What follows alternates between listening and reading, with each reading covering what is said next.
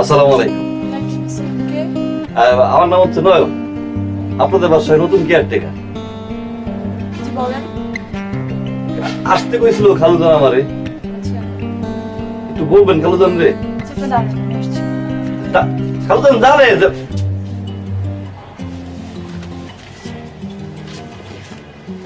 মীরা, আমি একা কফি খাচ্ছি, ওকে দিবি না? হ্যাঁ বাবা হ্যাঁ? একটা লোক আসছে, বললো যে আমাদের বাসার নতুন কেয়ারটেকার। ও, তোদেরকে তো বলাই হয়নি। একটা নতুন কেয়ারটেকার পেয়েছি। আমার অফিসের ওই যে পিয়ন রমিজ আছে না, রমিজ জোগাড় করে দিল। আসতে বল, আসতে বল।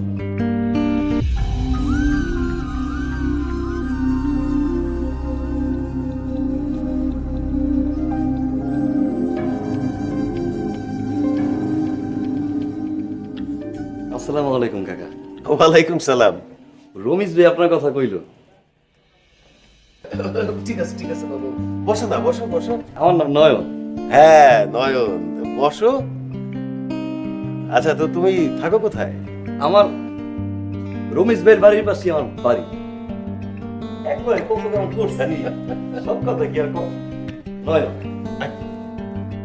সব কথা কি আর কমন যায়। Very good. মীরা, ওই একটু বুঝিয়ে শুনিয়ে দিতে হবে, বুঝলি?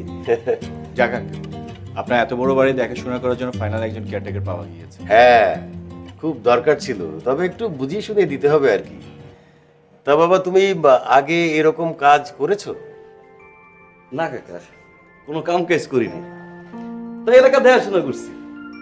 এই ক্ষেত্রে আমার অবশ্য আমার নামও আছে, চিন্তা করেন না, পুরো বাড়ি আমি দেখাশোনা করি। ঠিক আছে, হয়ে যাবে।